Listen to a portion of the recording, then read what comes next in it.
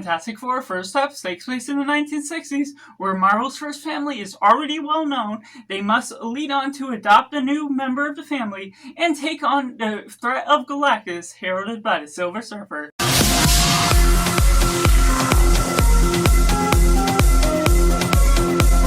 Hello and welcome, Cinema, where we focus on a film. I'm Josh, this is Simply Cinema. Let me know down in the comments below what you thought of Fantastic Four First Steps. Was it good, was it bad, or somewhere right in the middle? How does it compare to the past Fantastic Four movies and the MCU movies just as well? I'll be having rankings of those soon on my channel, and you won't want to miss that, but taking it right into a positive. Fantastic Four First Steps is innovative and bold within the way it takes its writing, being fresh in the take that's taking on these characters, not being too campy in the style of the 2000s film, but not being too atrocious in the 2015 film, but looking at this in a sort of down-to-earth, grounded and drama film, while also taking on the sci-fi genre, going into the cosmic realm of things, into space, and being able to take on these strong threats that feel like it's always looming over you, and it takes times for some comedy here and there,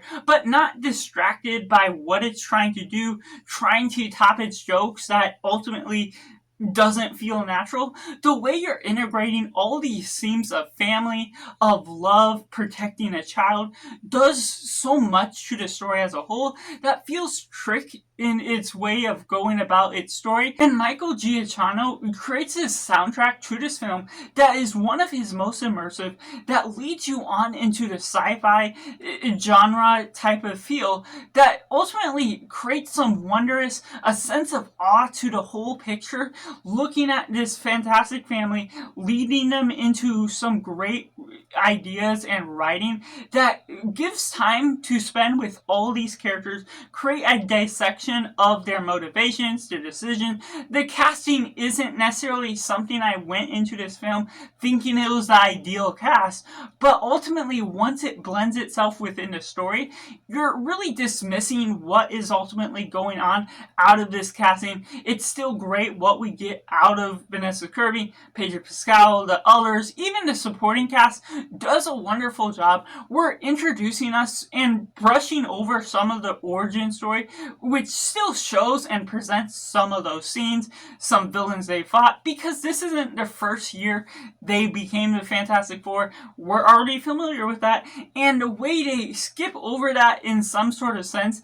and be able to take on more story to where we're headed forward within the MCU, but this still feels independent as its own type of film that really feels natural to its way of exploring its ideas, that still could be looked at as its own film to be watched on its own, looking at all these wonders, not feeling like it has the height of the world that you have to follow up with all these other films that it's connected to and connect it to what's leading on going forward. While it does have that because it is a part of the franchise, this is still something that feels grounded within its own realm. It does take place on a different universe than what we got out of the main MCU, so you're really following along these characters with a great sense of heart. The potency to the writing just livens up the environment. Like I said, there's a natural sense of being able to follow the family, and not only do the individual team members get their moment to shine on their own,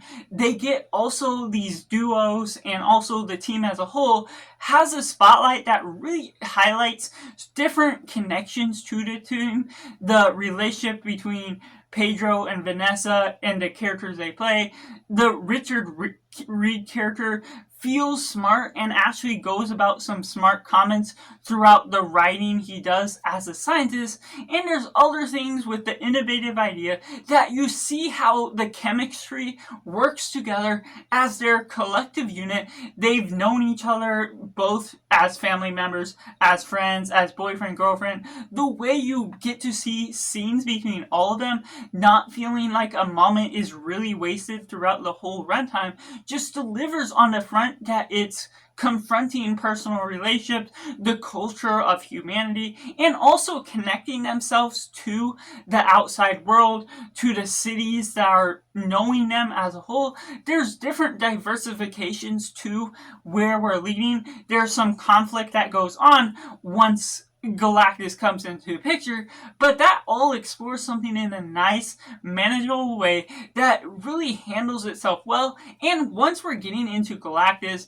the Silver Surfer, Galactus has a looming feel that really makes sure to have the scale be shown, be presented to show how much of a threat he is, how difficult he is to fight off against the Fantastic Four. The way you're all taking all these difficult choices, you're seeing the strong sense of motivations between each and every character that really leads on to be a wondrous sense of morality, tackling its themes with a great sense of note, and also taking on Silver Surfer, having a flashback to her character later on in the film that does so much to what we're working with, that highlights all the emotional beats between not only her, but what we got from the family as well, the connective tissue and how that integrates to why she is helping Galactus out, what is all leading on going forward. It highlights so much to the wonders and spectacle, to the awe of this film, the inspiration that is taken from different parts of other films, and still being reminiscent of past MCU films by its formula, but not necessarily in the bad way, not in a way that feels tricked in the way that some other past MCU films have done, not feeling too bold in its own attempts, and still being able to integrate all the right story beats that feels like it's progressing in a nice tone, in a nice manner, that it's easy to follow, easy to be captivated by the presence of all the visuals, all the cinematography, where the CGI, which has been iffy in some of the past projects where it's been rushed, the CGI in this one looks quite complete, where it otherwise could really downgrade the spectacle that this film has to hold within all of its great storytelling beats. Which takes me into the mixed elements, to which there is some moments where, whether you like the film or whether this film might not work for you in all of the same areas, there's certain ideas with the tone that can throw some people off because it's a bold and fresh take on where we're going with the MCU. The whole story isn't necessarily too terrific in one sense. There's some aspects of the story that falls into the repetitive nature, but with the bold choices here and there, some people may be not into that, may not be captivated as much as what they want to be familiar with. So if you don't like too much change, this may throw you off. If you're not necessarily into a deep sci-fi genre as much as what the rest of the film holds, and it's not as deep sci-fi as Dune 2 holds, such as the philosophy and the religion that it studies, but there is still that sense of culture that's all going on. There's a sense of wonder and fun that's going in the common superhero movie, but there is still some deep sci-fi elements integrated that takes it a step higher than maybe the common audience member may enjoy as a whole. But also, if you're a common audience member, it could still be something that does a sense of joy. If you're just going in, not looking to look for all the nitty-gritty details that could affect your enjoyment, it ultimately could be something that still overwhelms the sense of wonder that this film ultimately can behold. And there's a natural state of some of these characters that they may have a sense of character that you attach yourself to the past versions of the Fantastic Four films, that this one feels a little bit more grounded, a little more dramatized in a way that could throw off your sense of being connected to what this film has to offer. And so maybe the newness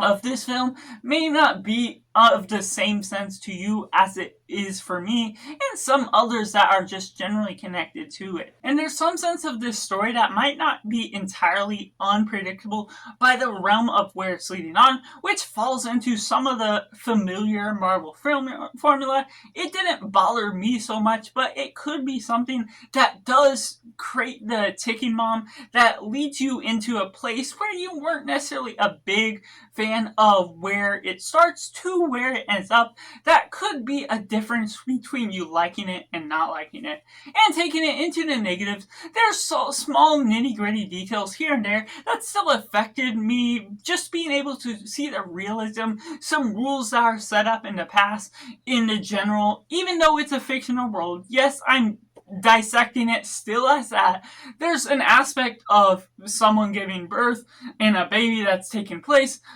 where the pregnancy takes place on a highly elevated area, a sense of urgency that's all going on, that you wouldn't necessarily be able to concentrate so much or be able to see all the connective tissue to the outcome of this birth. There's no blood, there's no any umbilical cord or anything along the lines of that. But outside of going anywhere deeper with that and other parts of the story that would ultimately spoil too much for you,